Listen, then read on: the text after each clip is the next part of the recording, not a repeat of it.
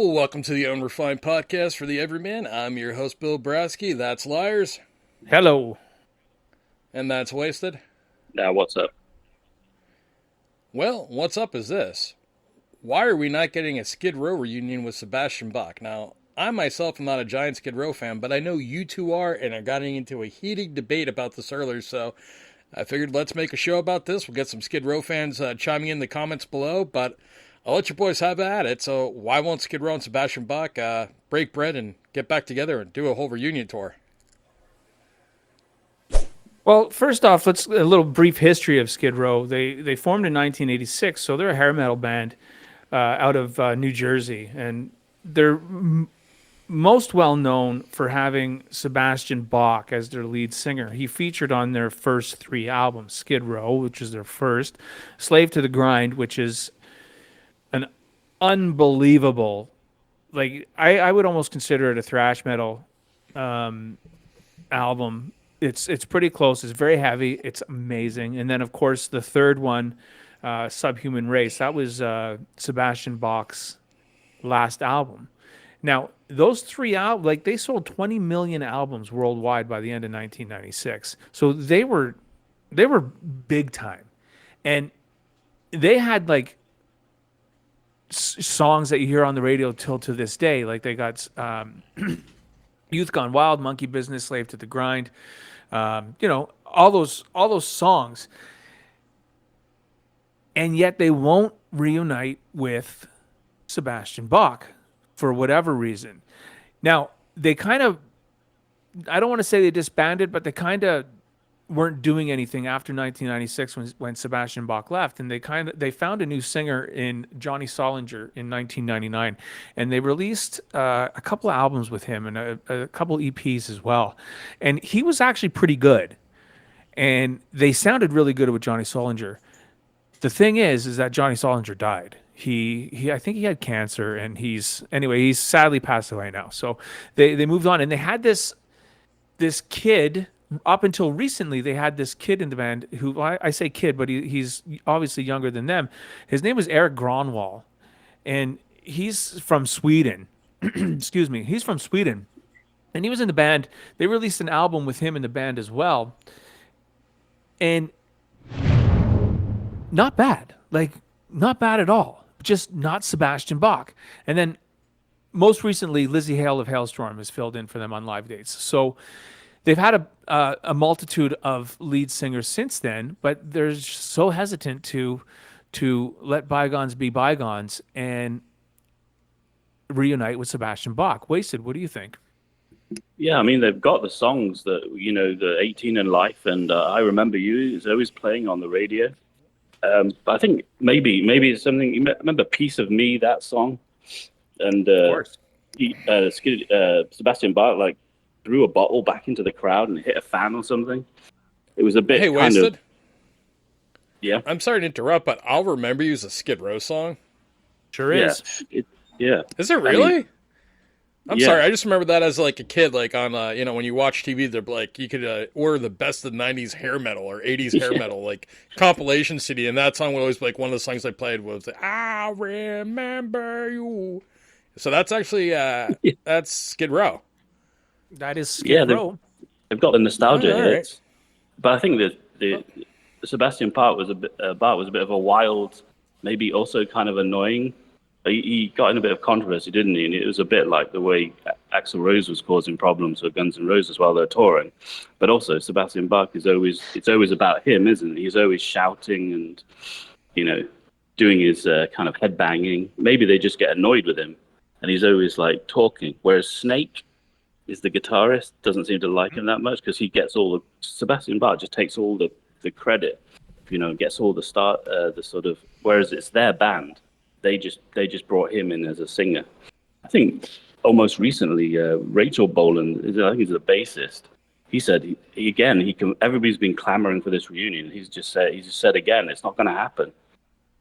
But it's kind of like a no-brainer. There's so much money in it. They could definitely do a decent, almost like not Motley Crue level, but they could do a reunion show and a record, and it would get them a bit of attention and touring. It would kickstart the touring a bit. But it seems like just you don't have to talk to each other. But maybe The thing Sebastian is, Bach's too, impossible to shut up. yeah. The thing is, too, is that Sebastian Bach still sounds good. Like he's touring right now, and you can hop on YouTube if you want and find some clips of his recent shows. He still sounds great, man. Like there'll be no Mickey Mouse vocals or Vince Neil backing tracks with Sebastian Bach because he's still got it, man. Yeah, and they've got the albums that are hits, like the debut album. You know, if you listen to the album, like Big Guns, that song, everybody knows that debut album songs, even if they don't know, they know it. And then you've got Slave to the Grind, haven't you? They're all kind of got. Everybody knows these songs. Been playing on radio for decades. So that's the set list. It's simple. Yeah. Let me ask you guys a question here, because obviously you're big Skid Row fans. I am not. It's a generation before mine. I know Sebastian Bach from mainly two things. One, being on like all those VH1 reality shows back in the day, like that Supergroup one, and like be on Celebrity Rehab, or I think there was another one that was like Celebrity Fit Camp or some shit where he was trying to lose weight. I don't know if he was on that one. I know he's been on a bunch. I also remember being on Trailer Park Boys and the Swayze Express, of course. Oh yeah. But Sebastian Bach always just comes across to me like that annoying aunt. You know, everyone's got that aunt that you go to the holidays with, or you see at a wedding, or, you know, just any family outing.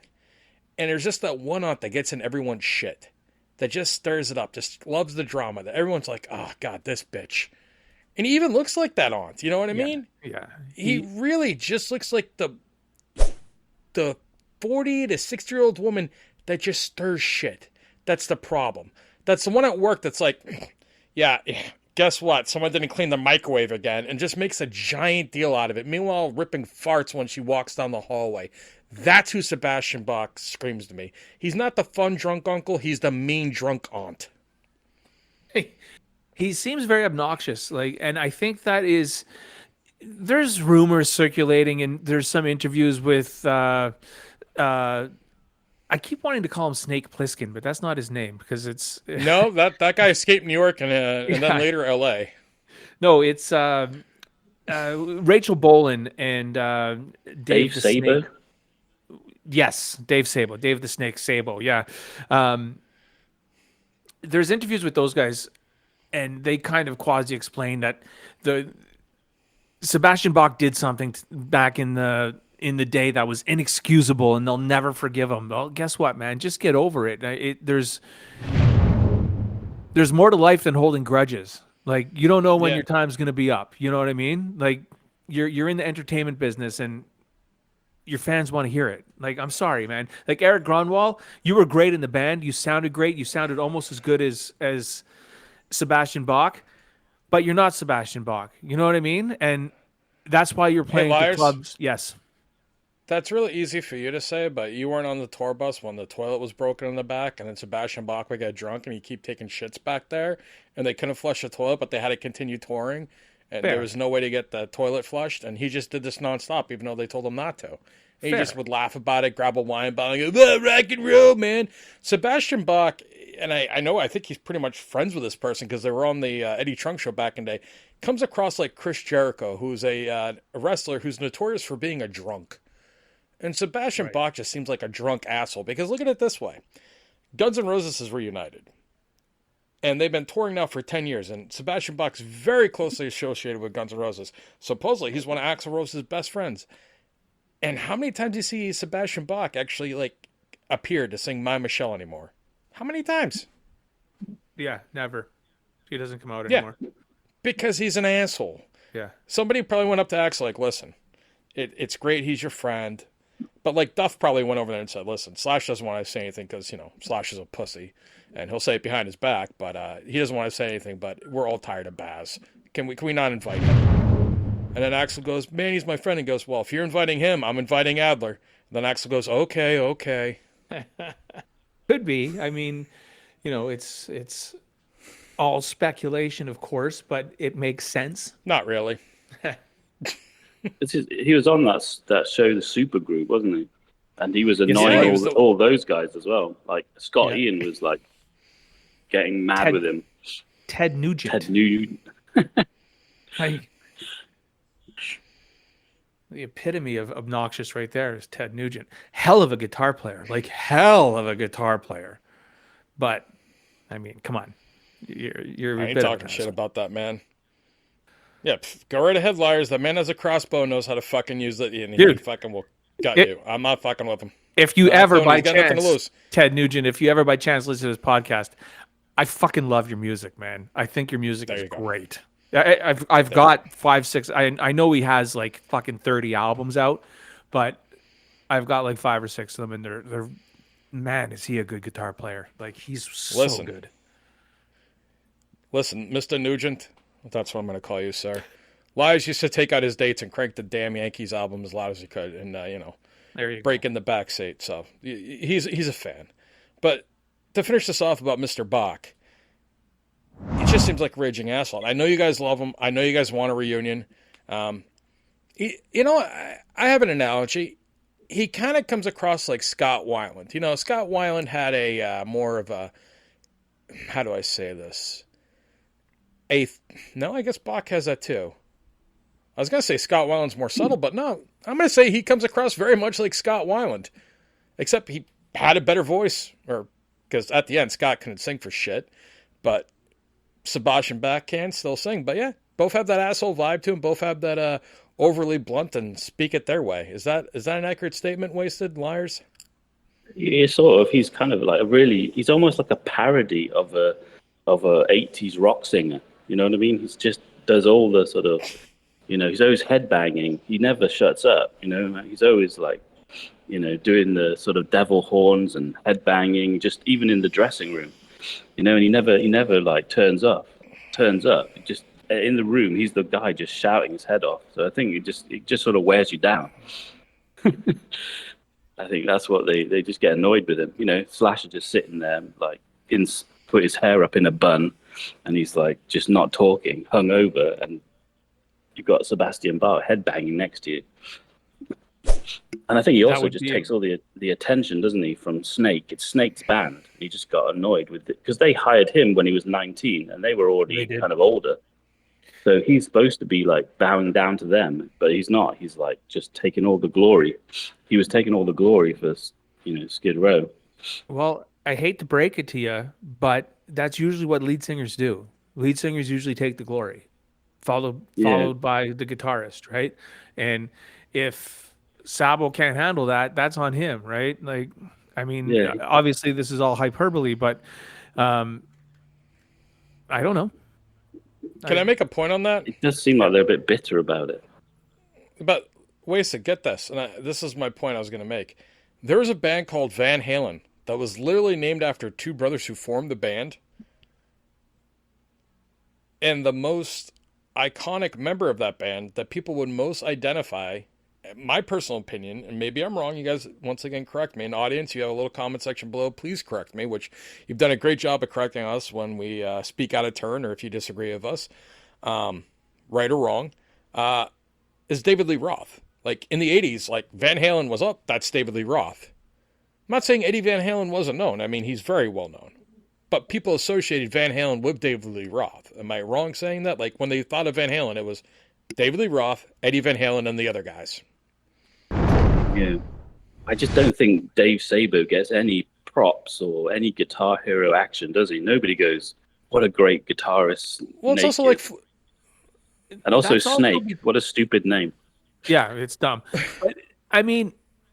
What about Fleetwood Mac? 22 situation for the remaining guys in Skid Row. Yes, it's his band, and yes, maybe he doesn't want to play second fiddle, and maybe he feels he doesn't get the recognition that he deserves. But I guarantee you that if you were playing with a frontman like Sebastian Bach, who is a worldwide probably celebrity, well known, right? That is going to bring up your what's the word I'm looking for here? Presence in the industry. So it'll be Sebastian Bach and Dave the Snake Sabo. Do you know what? Am I making any sense? Yeah, they don't want to admit that the band was big because of Sebastian Bach. They want to be big without him to prove like him wrong or whatever. Yeah, they just can't bring themselves to do it. Here's a better example, guys. That'd be like Fleetwood Mac, okay? The band's obviously named after Mick Fleetwood. Really great drummer. But guess what? People pay to see Stevie Nicks and Lindsey Buckingham. That's what they paid to see. Sure You know, when people go to Skid Row, they're there to see Sebastian Bach. They don't really give a shit who the drummer is or who the guitar player is. I mean, most of the time, when people are like, oh, but Guns N' Roses, Slash is iconic. This guy from Skid Row isn't. Aerosmith. When you go to see Aerosmith, you go to see Joe Perry and Steven Tyler. When you go to see the Stones, you go to see Keith Richards, Mick Jagger. Metallica, James Hetfield, Kirk Hammett. There's levels of this. Like, only person I've seen get away with it so far in rock without the lead guitarist and being able to switch it up is Red Hot Chili Peppers, and Anthony Kiedis has been able to put guitarist in and put guitarist out. Like, you know, switch up guitarists and still continue. But the majority of it, you have your lead singer and you have your lead guitarist, and everyone else is just kind of everyone else. Yeah. It just seems like a no-brainer. Like I said, they should just do it. Like, even if they hate each other.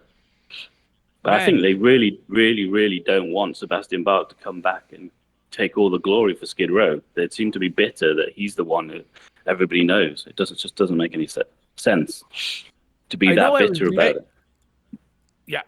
Then get a little like Filipino guy like Journey did, and that sounds exactly like him. I know they try to do it supposedly with a Swedish guy, but I mean, Journey was able to go find a guy that sounded just like Steve Perry, and they were able to rock out for a good 2 decades with that guy. Let's get Daryl Hannah as a singer. Make a splash. It looks just like him. Daryl Hannah or Sebastian Bach, no one will know the difference. Put some AI vocals on there, just lip sync. I could see Sebastian Bach roller skating in. Maybe you'll get a guest spot with Neil Young. All right. Well, Wasted, do you have anything else you want to add? No, but they should do the reunion. Come on. Yeah, time's ticking on their fans. Their lifespan's not going to go much longer, folks. All right, Liarz, why don't you take us out and thank you. Thanks for listening, everybody. Look for us on YouTube. That is our main channel. Hit like and subscribe and leave a comment. We'll get back to you. We also have a channel over on Rumble. Check us out there. And if audio is your thing, look for us on Spotify, from Spotify, wherever else you get your podcasts. Ladies and gentlemen, the gang is all here.